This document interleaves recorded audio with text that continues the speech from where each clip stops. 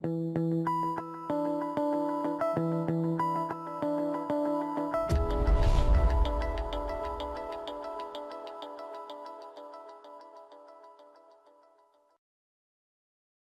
guys, this is Schuleralt bringing you my next PLO video. Basically, what brings these hands together, or at least most of them, is the concept of deception. So playing your hand and your ranges deceptively. So without further ado, I'm going to jump into this first hand. I have a double suited hand in the big blind. And a really aggressive player opens the button, and I make a kind of a non-standard play. This is a play that I don't do very often with this type of hand because I don't think it's my hand is strong enough or connected enough to 3-bet out of position, especially this deep. But I think I view the button as a weaker player at the time. So I mean, my hand is double suited and semi-connected, so I mean, it's fine. Like, there's nothing wrong with 3-betting that, but I wouldn't do it against someone that I consider a very strong player. So, anyways, the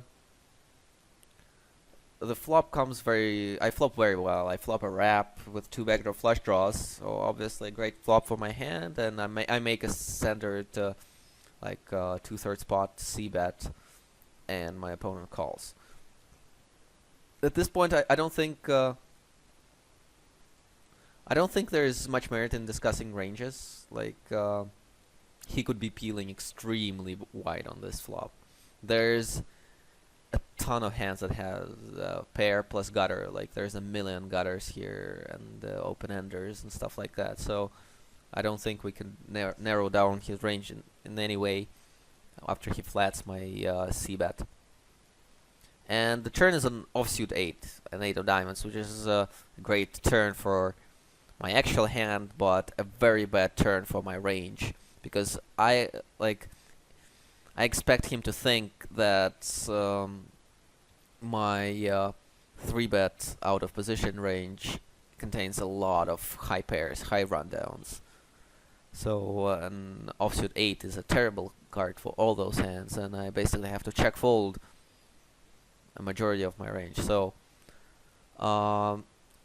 in a vacuum, of course, I could bet my hand. I have the nuts. I want to get value, but as a range play, I think this is a pretty standard check. Now that's what I do, and my opponent bets. My opponent bets a little over half pot, actually closer to 2/3 pot. So, of course, I can raise in this spot, but to be honest, I don't really see that much merit in raising. Like, of course, I don't, like, he's going to go with, like, a second nut straight. Like, if he has 9-6 or somehow he has a set, I don't expect him to fold this.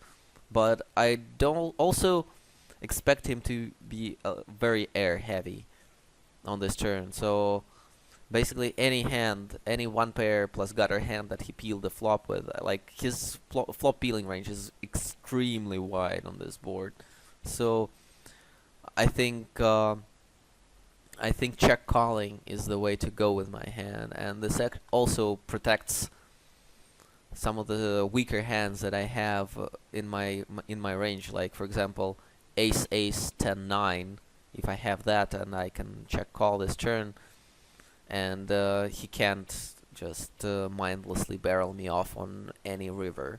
Like if a river is an offsuit deuce, and I check call the turn bet, he can just smash the pot button on the river, and I would have to fold my like 90% of my range, which contains a lot of 1-pair hands. So I need to balance my check call range on the turn with some nutty hands to stay balanced and unexploitable.